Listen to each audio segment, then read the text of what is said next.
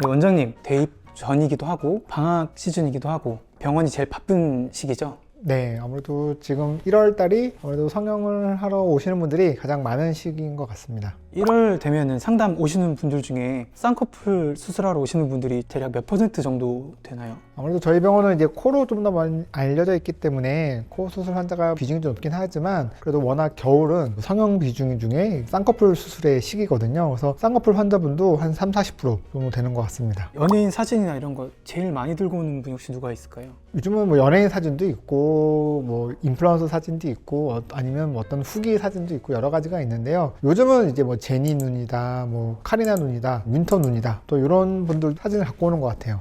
요즘에 화려하게를 원하는 편인가요? 아니면 좀 한 듯 안 한 듯하게 자연스럽게 그런 걸 좀 원하는 편인가요? 한 2-3년 전까지만 해도 이 세미아웃이란 열풍이 불면서 약간 쌍꺼풀이 어쨌든 좀 티나는 걸 좀 좋아했던 열풍이 있었던 것 같은데요. 이 세미아웃이 물론 잘 어울리는 사람들도 있지만 그 억지로 세미아웃을 만들다 보면 되게 부자연스러운 분도 많았거든요. 그런 또 주변에 후기가 남아서 그런지 또 최근에 이제 막 수능 끝나고 오신 분들은 이제 대부분 이제 좀 내 얼굴에서 답을 찾았으면 좋겠다 라고 오신 분들도 많은 것 같아요.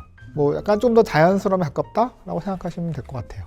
인라인, 인아웃, 그리고 세미아웃, 아웃라인 이런 게 정확히 어떤 차이가 있는지 설명을 좀 부탁드리겠습니다. 쌍꺼풀 라인이 이렇게 앞라인과 이 뒷라인이 있다고 봐주시면 되고 이 앞라인이 어떻게 보이느냐에 따라 달라지고 그 보이는 정도는 이 몽고주름을 기준으로 설명을 드리는데요. 이 앞에 라인이 몽고주름 안으로 들어가면서 중간도 계속 라인이 안쪽으로 들어갔을 때를 인라인이라고 하고요. 속상 같다라는 걸 보통 인라인이라고 합니다. 다음 인아웃 라인은 이 앞라인이 몽고주름 따라 들어가는 가지만 눈동자를 중심으로는 이 라인이 보이는 걸 말하는데요. 앞에는 살짝 들어갔지만 중간 라인부터는 보이는 걸 인아웃이라고 하고요. 세미아웃이라고 하는 거는 이 앞에 라인이 몽고주름 따라 가면서 살짝 앞으로 살짝 걸쳐 나올 때가 있어요.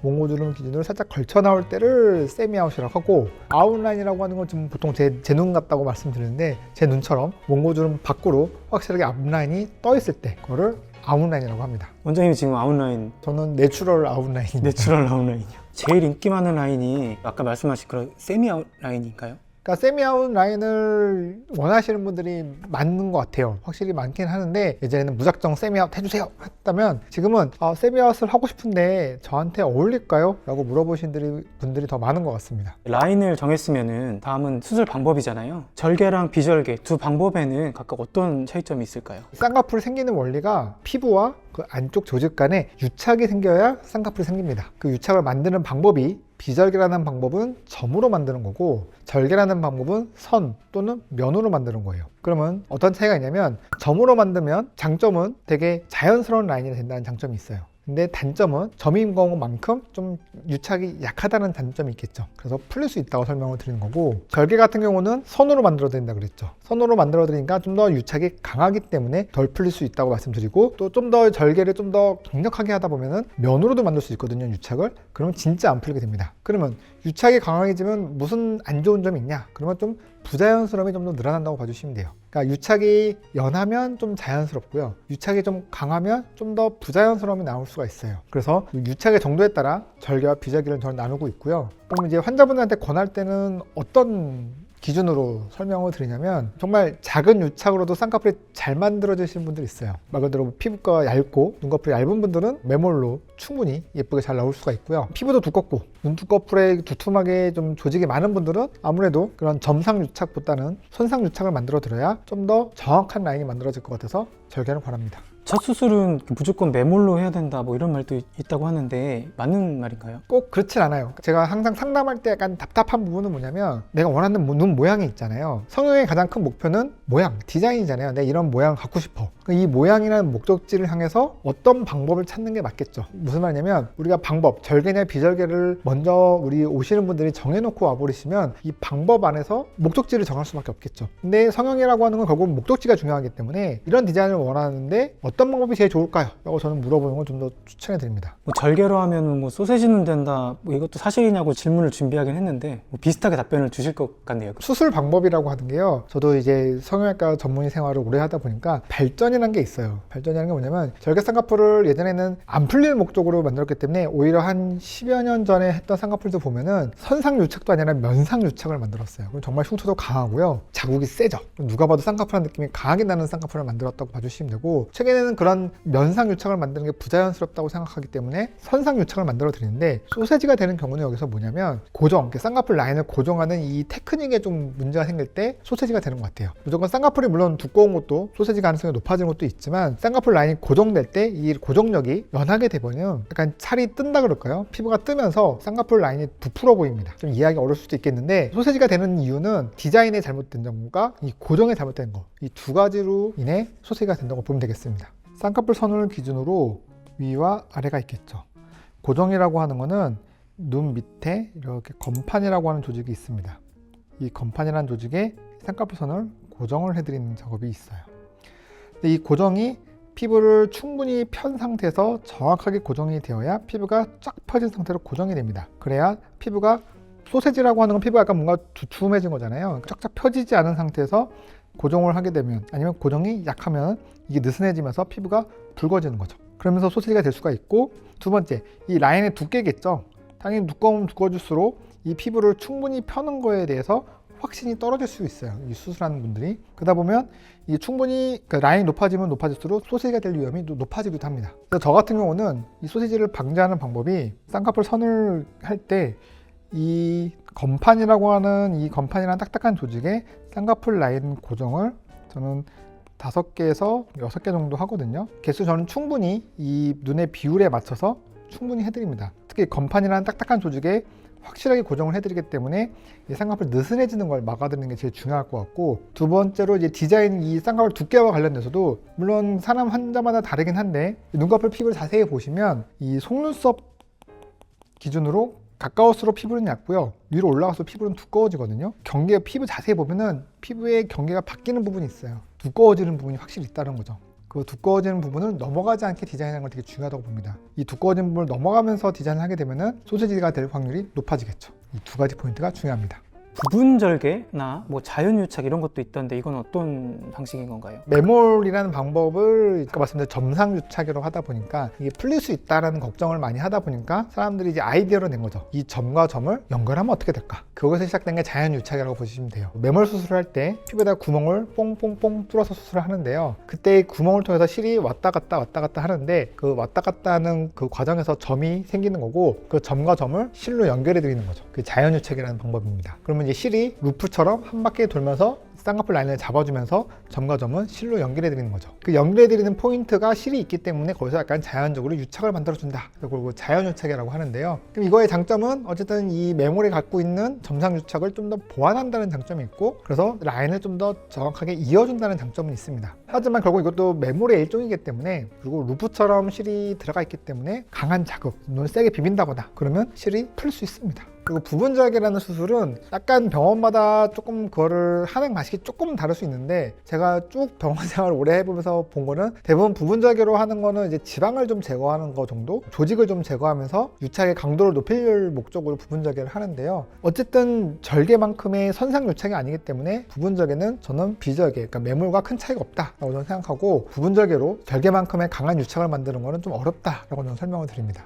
요새는 그 남자분들도 많이 하잖아요, 쌍수를요. 네. 남자는 여자분이랑 좀 라인이나 수술법을 좀 다르게 잡으시나요? 그러니까 방법상의 차이는 없고요, 디자인상의 차이는 좀 있는데, 근데 그것도 약간 좀 트렌드가 좀 변하는 것 같아요. 예전에는 대부분 남자분들이 되게 무쌍을 좋아하셨습니다. 무쌍이라고 하는 건 최대한 인라인으로 속쌍 같은 느낌을 원하셨는데요. 물론 지금도 대부분 오시는 분들 한 뭐 남자분들 중에 열에 8명 정도는 무쌍을 원하십니다. 근데 그럼에도 불구하고 제가 상담해 드릴 때 약간의 좀 변화를 주는 거, 뭔가 제가 한번 말씀드리는 건 뭐냐면, 요즘 최근에 제일 잘생긴 연예인 하면은 우리가 차은우 씨, 송강 씨를 떠오르잖아요. 그분들 눈 보면은 어때요? 되게 예뻐요. 눈이 되게 예쁘다. 그런데 몸이나 골격은 되게 남성미가 넘친다 라고 좀 말씀드리거든요. 남자분 얼굴이라고 해서 무조건 다 남자 이럴 필요는 없다고 저는 말씀드리고요. 눈 같은 경우는 특히 약간의 좀 부드러운 느낌을 주면은 훨씬 더 호감이 된다고 설명을 드립니다. 보통 남자분들은 머리 스타일이나 골격에서 충분히 남성미가 넘치거든요. 그렇기 때문에 눈 같은 경우는 환자분들과 상담과 이제 거울로 보여드리면서 약간의 부드러운 점을 찾아갑니다. 약간의 뭐 인라인보다는 살짝 인아웃 같은 느낌으로 최대한 좀 설명도 드리고, 물론 원치 않는다고 없다고 해드리지는 않고요. 그래도 어느 보면서 분위기를 봐가면서 좀 더 부드러운 인상을 원한다면 전 인아웃도 충분히 괜찮다고 말씀드립니다. 상담 오시는 분들이 저 이 라인으로 해주세요 했는데 원장님께서 이렇게 하시면 좀 어울리지 않으실 것 같다 이렇게 말씀하시는 경우도 있으시겠네요. 쌍꺼풀 같은 경우는 거울로 직접 보여드릴 수가 있기 때문에 이게 저희가 라인을 잡아서 보여드릴 수가 있거든요. 그렇기 때문에 보여드립니다. 그분들이 원하시는 그 라인대로 한번 잡아서 보여드려서 잘 어울리는지 한번 본인이 직접 판단할 수도 있도록 해드리고요. 본인 핸드폰 키라 그러셔가지고 영상으로도 제가 남겨드려요. 이렇게 잡아드릴게요. 뭐 이렇게 보여드립니다. 직접 한번 보면서 판단할 수 있도록 해드립니다. 그렇게 하면 보통 수긍을 그렇죠. 대부분 이제 알아듣죠. 아 이게 나한테 어울리는가 안 어울리는가 뭐 이렇게 판단을 하시게 되더라고요. 디자인보다 더 중요한 이것 정체각은 뭔가요? 저는 이제 성형을 하면 할수록 느끼는 건 뭐냐면 제가 이제 교과서에서도 제일 먼저 배우는 게 이 피부에는 이게 약간 보면 여기도 우리가 주름이 있잖아요. 뭐 나이 들어서 생긴 주름이 아니라 피부에는 결이 있어요. 이 결을 찾는 게 되게 중요하다고 저는 봅니다. 우리 얼굴에도 피부에는 결이 있고요. 당연히 코에도 그렇고 우리 모든 몸의 피부에는 약간 비유를 들자면 뭐 등고선처럼 약간 이게 결이 있어요. 결을 따라가는 게 되게 좀 중요하다고 봅니다. 특히 성형이 흉터도 별로 없고 회복도 잘 되고 자연스러우면서도 좀 예뻐지려면 이 결을 따라가는 게 제일 중요하다고 보거든요. 라인을 만들어 드릴 수는 있지만 그 라인이 흉터도 별로 없으면서 자연스러우면서도 또렷한 느낌이 팡 터지는 순간은 그 피부결을 제일 잘 따라가서 만들었을 때가 그 모양적으로 가장 예쁘게 자연스럽게 또렷하게 되는 것 같습니다. 디자인보다 중요한 게 이제 내 피부의 결을 이해하고 거기에 맞는 디자인이나 뭐 방법을 찾아가는 거다라고 말씀해 주신 것 같은데 그러면 이제 피부 결이라고 하니까 그걸 원장님께서 어떻게 아시나요? 뭐 보시면 아시나요? 아니면 이렇게 만져보시는 뭐 건가요? 만져서는 아니고 관찰력이죠. 관찰력. 우리가 선이라고 하는 거는 이렇게 점과 점이 이어지는 건 쭉 이렇게 이어지는 거잖아요. 그 이어지는 선을 잘 찾는 거예요. 그래서 환자분들한테 저희가 이렇게 이런 뭐 기구를 통해서 라인을 이렇게 만들어 드릴 때 정말 이 기찻길 쭉 따라가듯이 라인이 쭉 따라가는 포인트가 있어요. 분명히. 그거를 최대한 살려드리려고 합니다. 세심하게 관찰하면서 라인을 만들어 드리면서 그 라인을 최대한 찾으려고 합니다. 양쪽 눈이 짝짝이신 분들이 좀 있으시잖아요. 네, 다 짝짝이에요. 아, 다 짝짝인가요? 데칼코마니는 없습니다. 세상에. 근데 좀 유독 심하게 짝짝이 소리를 듣는 분들 이런 분들은 양쪽 라인을 다르게 잡아서 맞춰주시나요? 그러니까 그거에 대해서 저도 참 고민을 많이 했는데요. 자연적으로 비대칭인 거하고 인위적으로 만들었는데 비대칭인 거는 좀 달라요. 무슨 말이냐면 눈이 좌우가 다르죠. 그러면 다르겠을 때 이게 쌍꺼풀 두께를 다르게 할 수도 있고 여러 가지 방법이 있는데 저는 내가 만드는 거, 인위적으로 만드는 건 최대한 똑같이 만들려고 해요. 그러면 비대칭 나는 부분은 어쨌든 이 덮이는 거, 잘라내는 부분이 있겠죠. 그런 부분에서 컨트롤 하려고 하지. 왜 그러냐면 쌍꺼풀 같은 경우도 눈 떴을 때 대칭적인 것도 중요하지만 눈 이렇게 딱 감았을 때 보이는 이 흉터의 두께도 비슷해야 됩니다. 만약에 뭔가 비대칭인 것 같아서 이걸 다르게 해드리잖아요. 그러면 그것도 환자분들이 되게 싫어하십니다. 인위적으로 만든 거는 비대칭이 생기면 안 돼요. 인위적으로 만들어 드리는 거는 어쨌든 최대한 비슷하게 만들어 드리고 약간의 뭐 덮이는 피부를 조절한다거나 그런 식으로 약간 조절을 하는 거지 이 선의 두께를 차이나게 하는 거는 저는 되게 몇 번 해본 적도 있지만 환자분들이 느끼는 이 결국은 인위적인 게 차이가 나면은 더 티납니다. 비대칭이. 그래서 저는 최대한 비슷하게 만들려고 노력합니다. 이런 눈은 쌍수하면은 진짜 효과가 좋다. 뭐 이런 눈이 있을까요? 항상 환자분한테 비유를 드는데 이게 눈이라고 하는 거는 이게 창문 같은 거거든요. 창이거든요. 창. 창인데 틀도 있고 그 창에는 유리도 있겠죠. 대박 나는 눈이라고 하는 거는 유리가 큰 사람이에요. 그러니까 무슨 말이냐면 눈알이 큰 사람이 있어요. 근데 눈알이 작고 틀이 작은 분들이 있어요. 그러니까 우리가 아무리 틀을 넓히려 해도 유리가 작은 분들은 진짜 답이 없어요. 유리가 큰 분들이 있어요. 근데 유리가 큰지 모르는 분들도 되게 많아요. 특히 이렇게 처음 수술하신 분들은 내 눈이 얼마나 큰지를 모르시는 분들이 많거든요. 오늘 상담하면서도 그 말씀드렸어요. 눈 원래 커요. 자기 대박 날 수 있어요. 이렇게 뭔가 혹하려고 말씀드리는 게 아니라 진짜 유리가 큰 분들이 계시거든요. 그래서 이제 커튼이라고 표현하죠. 눈꺼풀 피부는 커튼이라고 봐주시면 돼요. 커튼이 많이 덮여 있는 분들은 이 커튼만 잘 제껴내도 틀과 유리가 확 보이기 때문에 눈이 확 보이는 거고요. 틀도 작고 유리도 작은 분들은 아무리 내가 커튼을 다 제껴내도 작죠. 그렇게 비유해 주시면 될 것 같아요. 쌍수 상담을 갔는데 눈매 교정까지 하라고 얘기가 나오고 할 때 있잖아요. 그러면 이제 좀 상담받는 입장에서 바가지 쓰는 그런 기분 든다고 하는 얘기를 좀 들었어요. 그러니까 이 눈매 교정에 대해서 어떻게 이해하느냐가 되게 중요한 것 같아요. 기본적으로 쌍꺼풀 수술을 하는 가장 큰 이유는 눈이 크고 또렷해 보일 목적으로 하는 거예요. 우리 눈에 그냥 선만 생긴다고 예쁘다고 저는 보지는 않고요. 약간 크기도 커지면서 선이 생기면서 또렷해지는 거. 두 가지 목적이 전 충족되어야 수술이 잘 됐다 라는 느낌이 드는 거라고 봐주시면 되고요. 그래서 눈매 교정이라고 하는 게 오시는 분들이 듣기에는 이거 너무 과한 거 아니면 부작용 많은 거 권하는 거 아니야 생각하겠지만, 일단 눈매 교정의 목적은 크고 또렷한 눈을 만들기 위한 과정이라고 봐주시면 되고, 그 눈매 교정을 적절하게 잘하는 게 되게 중요합니다. 이 눈매 교정에 대해서도 어떻게 하느냐, 강도가 있어요. 빡 할 수도 있고 아니면 정말 지그시 자연스럽게 할 수도 있겠죠. 눈매 교정이 과하게 되면 눈이 안 감기는 일도 생기기도 하고요. 그리고 눈이 감고 떴을 때 이 속도가 너무 번쩍번쩍 하는 것도 눈매 교정의 부작용 중에 하나입니다. 그래서 저는 이 눈매 교정을 권하고 해드릴 때 그런 앞서 말씀드린 이 두 가지가 생기지 않게 눈이 지그시 커지는 걸 선호합니다. 그 과정에는 눈을 뜨게 하는 환경, 그러니까 눈을 뜨게 하는 이 근육이 움직임을 잘 편하게 만들어드리는 작업도 되게 중요하다고 보고, 눈 뜨는 근육의 길이도 잘 적절하게 조절하는 게 중요하겠죠. 눈매 교정만의 노하우가 있는 거죠. 저희가 권해드리는 눈매 교정은 문제가 많은 걸 권해드리는 게 아니니까 그 부분은 좀 믿어주셔도 될 것 같습니다. 지금 1월이잖아요. 지금 하게 되면 뭐 3월 입학식 때까지는 붓기 다 빠질 수 있을까요? 그럼요. 절개를 하든 비절개를 하든 붓기가 오래가고 부자연스러운 거는 아까 처음 말씀드렸던 것처럼 디자인에서 달라지거든요. 아까 제가 처음 말씀드렸던 것처럼 피부 결을 잘 따라가서 적절하게 수술을 잘 해드리면 붓기, 흉살 최소한으로 회복이 빨리 됩니다. 예비 대학생분들, 쌍꺼풀 수술 처음 하실 분들 한마디 부탁드리겠습니다. 제가 하는 이 쌍꺼풀 수술은 나름 철학이 있다고 봐주시면 돼요. 그냥 무작정 유행의 트렌드에 따라간다기보다는 어쨌든 본인의 얼굴에서 답을 찾아드리는 게 가장 큰 핵심이라고 보거든요. 그 본인 얼굴에 답을 찾는다는 게 아까 말씀드렸던 흉사도 별로 없으면서 빠른 회복이 가능한 쌍꺼풀을 만들어 드리려고 합니다. 쌍꺼풀 수술이 고민되신다면 본인 얼굴 결에 맞는 쌍꺼풀을 잘 찾아드릴 테니까요. 내원해 주시면 예쁜 눈을 찾아드리겠습니다. 저는 다음 영상에서 또 찾아뵙겠습니다. 감사합니다.